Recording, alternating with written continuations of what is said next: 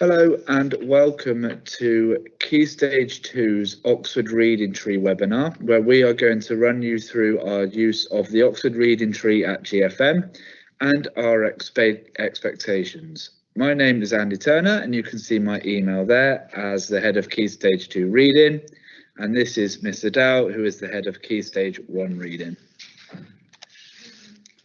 Oxford Owl will also be in Key Stage 1. The children have already taken their books home, but this will be implemented now across primary. So what is it? Oxford Reading Tree is a reading scheme we've brought here to GFM to help your children become better word readers with better comprehension of what they have read.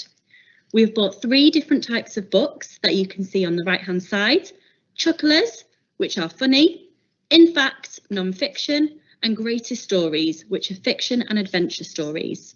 We have also brought access to the online ebooks. On there are the books we have in school and extras.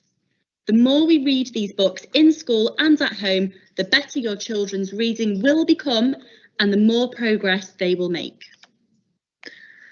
So, at GFM, we have bought as many books as we possibly could. However, due to the large size of our school, we do not have quite enough books for everyone to have a physical book, which they can take to and from school every single day. Luckily, however, we also bought into the ebook library. So sometimes your child may bring home a physical book, or they may come home saying that they need to use an ebook.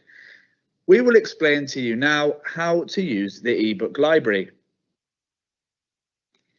So, your children will come home and they will have this accessible on Seesaw. There is a link QR code. We've also attached the link here on the slides. What you need to do is you need to click onto the link and you will need to enter your child's login, username and password. The username will be year, then your student's year group and their class number, GFM, and then the password student 2021 with a capital S. So 5G, your username would be year 5G, GFM and student 2021. Please make sure that it is students it's under and not the teachers or parents login. Okay, once you are logged in, it will take you to the page which looks like this on the right hand side of your screen. Click on the ebook library, which you can see has been circled here. This will then take you to a screen which looks like this, which has got every single book that the ebook library has on it. Now, obviously, you could scroll through that and search through that for as long as you liked. However, you could click on the levels tab, which again has been circled, and your child would have been told which level to read by their teacher. They could then click on the levels and it will bring up every single book under that level, which they could then read. So here are some of the ebooks. It will then give them an option to read a vast variety of fiction and non-fiction texts. It will bring up the following option with the book that you have selected with the information at the bottom of the screen.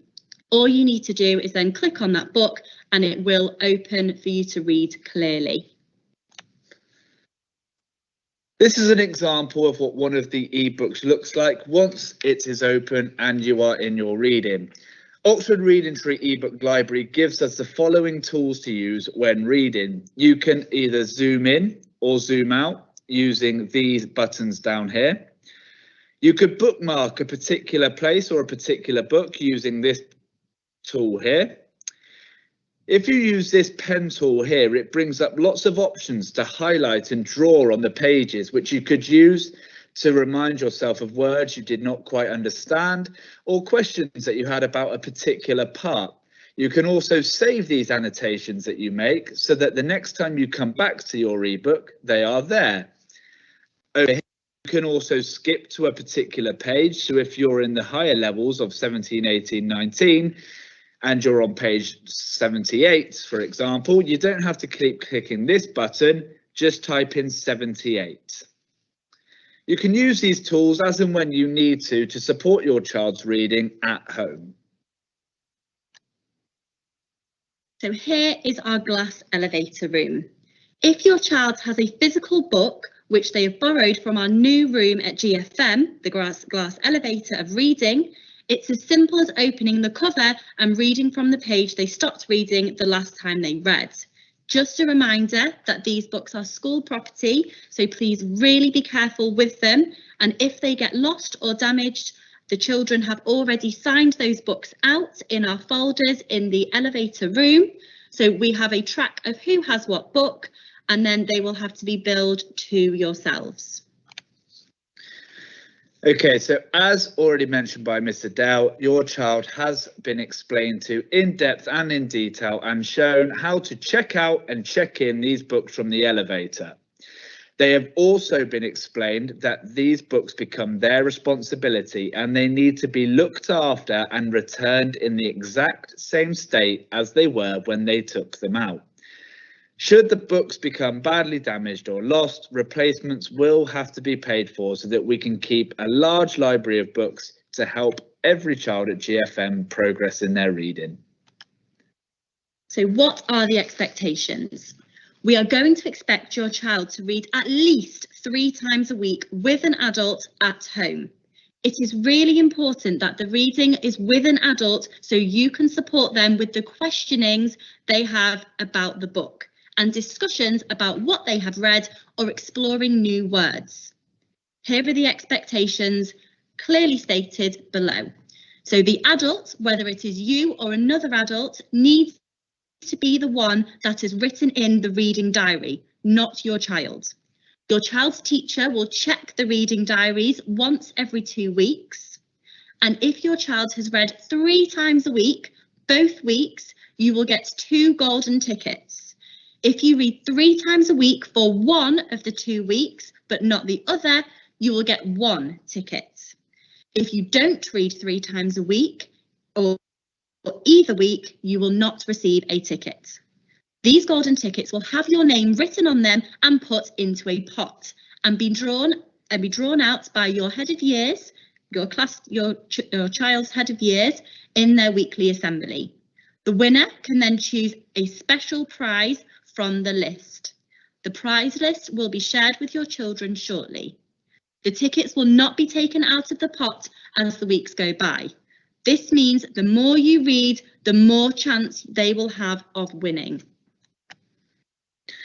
Okay, so on with our expectations, and what should you now do that your child has the book or an ebook? And the answer is a very, very simple one.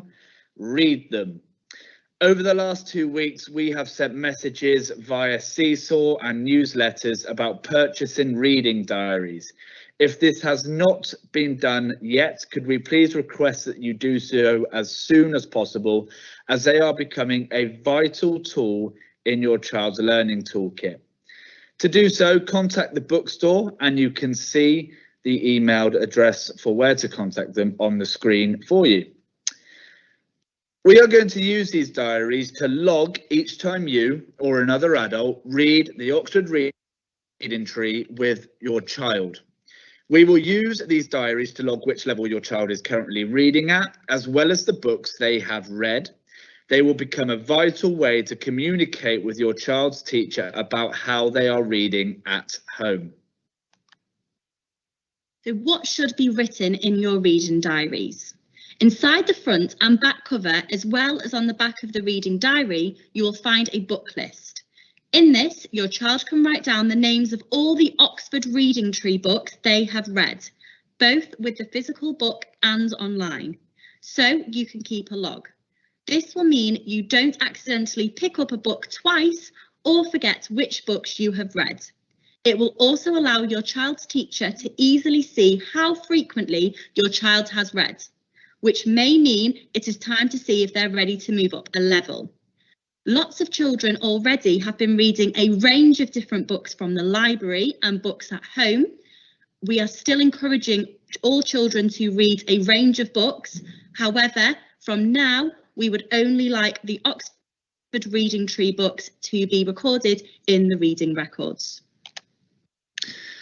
So what could our entries into our reading diaries look like?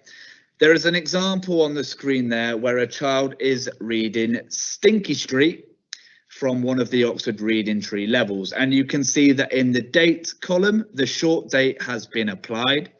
In the book title and page number column, the book title has been named, and then the pages read have been noted down to remind anyone who may be reading with your child of what page to start from.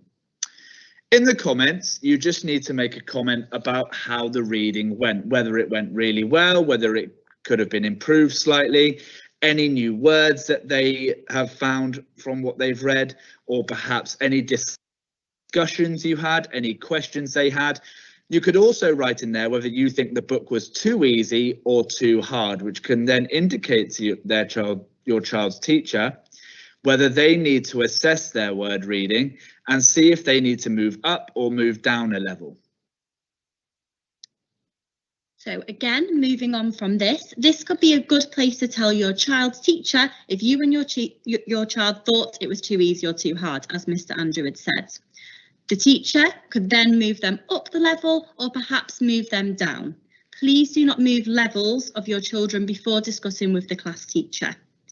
Do not use these diaries for any other reason than for reading purposes only. Please use other communication methods with GFM to contact your child's teacher regarding other matters. Okay, so on the discussion of whether the book is too easy or too hard, here at GFM, this is how we judge that as teachers.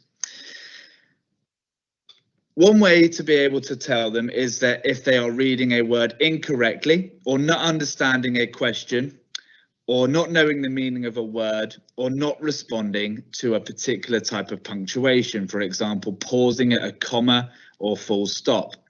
In year 5 and year 6, there is a slight difference in the fact that we now encourage intonation and expression when required.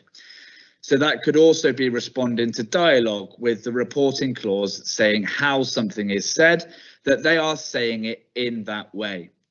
You could follow this method to identify if they are reading a book which is too easy, too hard, or just right. And the way to understand that is 0 to 1 inaccuracies over a course of a page or 2 pages. That book is too easy. If there's between 2 and 4 inaccuracies per page or per 2 pages, that book is perfect.